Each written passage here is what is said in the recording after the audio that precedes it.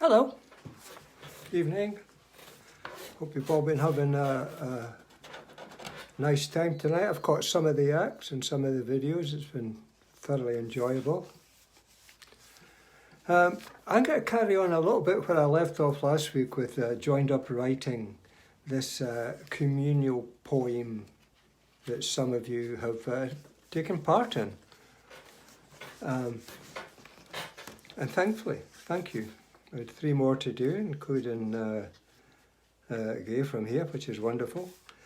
Last week I finished it. I'm not going to read it all. I think I've got 57 verses altogether so far, which is not bad in just under a month.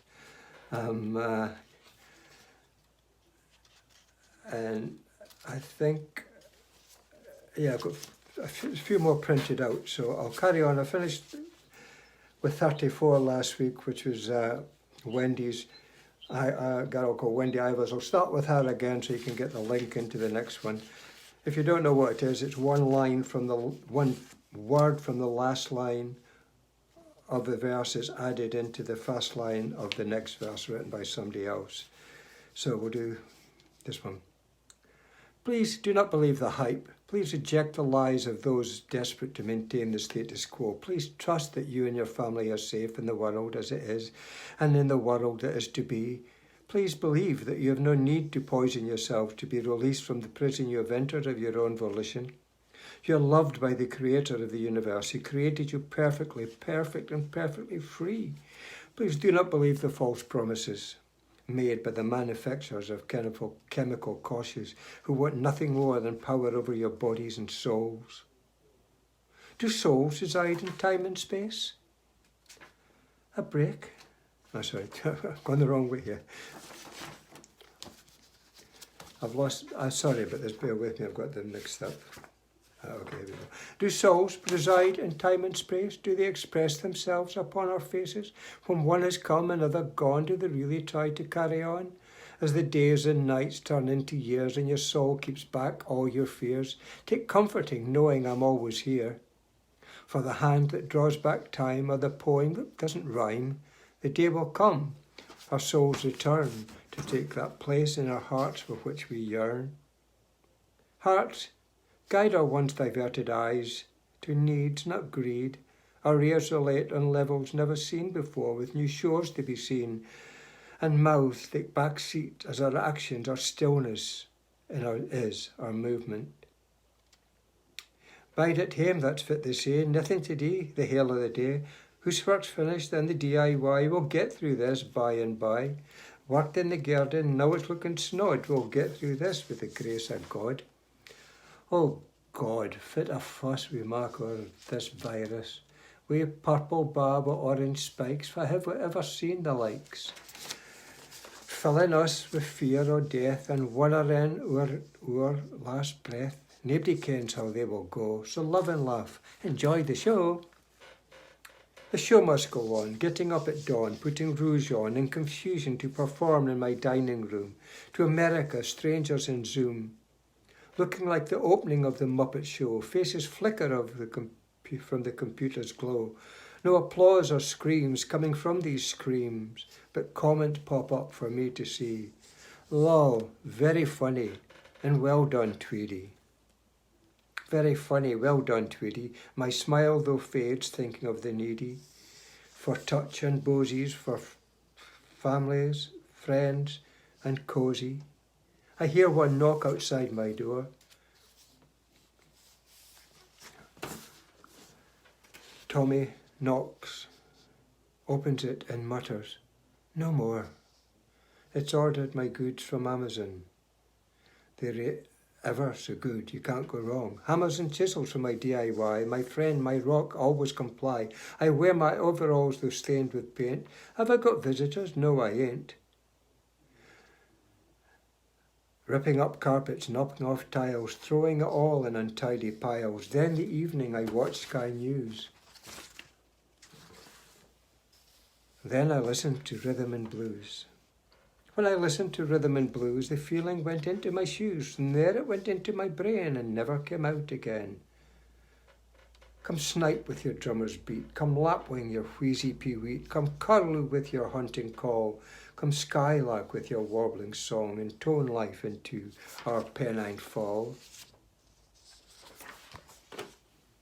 Intone life, no rise, no fall, the days pass, no recognition at all. The drone of existence, no compulsive resistance, now everything is done. I know I'm not the only one, longing for sitting in a circle with friends, sharing cans and burnt roach ends. I wish to open my heart, my door again. Open heart, open mind, seems to be something that cannot find. Locked away at home has turned them inward, shying away, their fears abundant, but hope is there, light creeping through the cracks, returning smiles to faces as welcome in the rain and drought. The light spreads, hope soars, excitement feels weightless as humanity wins over fear and resentment. Panic, patience, persistent possibilities, the inevitable change, the natural progression, possibilities are there for us all to make use of. I hope you find yours. You're redefining living with love and passion and caring. Okay, that's a few of that one. I've got to apologise for Bert there because I turned over the wrong page and missed the rest of his. But I'll catch up with his next week. Sorry about that. I haven't read half of these before out loud, so it is a bit more confusing than normal. I'm going back onto stuff that I have read before and done before. This one is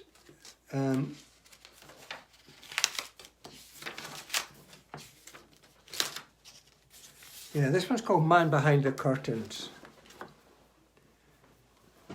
Man Behind the Curtains. How odious the night, how grey and gloomy hang the heavy clouds, ponderous, foreboding, the moon a yellow haze, lurking in the dark corner, haunting, looking down, encroaching on my memories, hopes and aspirations, dreams, causing them to die.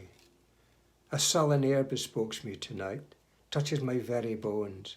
Consternation is my password, unexplainable, unknowing, but still there, biting at my shadow, glowering at my reflection.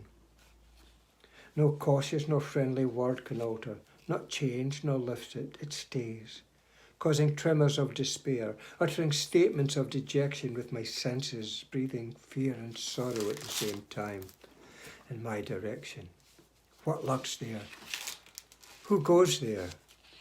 Come out from your encloakment, expose yourself, my hopeless mind, stop me fumbling and groping through this world, make it bright instead of dismal, hurting kind.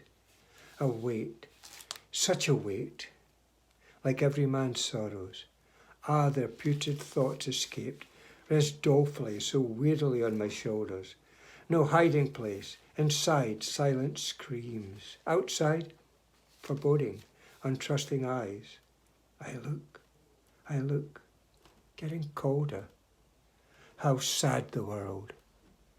The dense and dreary, crestfallen, abject people, tarnished souls, burnt out minds, no escape from here, no escape from fear. Poor folk, a hazy, crazy ambience descends over me, from where I know not, I care not. Is this one of nature's jokes? Right, I'm going to try one more.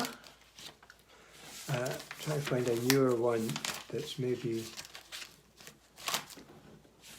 very relevant or irrelevant. This one's literally, the poem's called, the subject matter is heaven and hell, and the poem, it's about our garden, is called And the Weeds Prevail. 5 years we've been in this house, 5 years, a mere smidgen of time compared to the age of the house.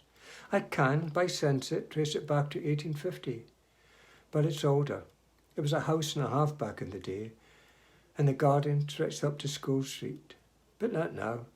It's still big and needing fixed. Danny, who lived here before, had people in to do it, but it's nothing. the weeds prevail. It's in 3 layers, starting at the patio, where a beautiful laburnum tree grows in a pot, too heavy to move. We put a greenhouse in the middle and an arbour on some decking, still to be finished painted, still to be fixed down. It's a devil of a job, but God knows the garden has great potential, or lots of cash. But time and ideas have been in short supply. Now we have the idea and time. Now we have the time and ideas are in our minds, but still the weeds prevail. Up top especially. But rewilding is a thing now, isn't it? Rewilding round the new apple and medlar trees. New beds are in, or partially, and the greenhouse full of growing food. One day, a pint too. Well, that's the plan. Danny's fuchsias are out. All but the ancient roots. The weather makes it easier now, although age makes things quite slow. In time, some year, the hellish work will be done, and heaven shall be our place in the earth. Thank you.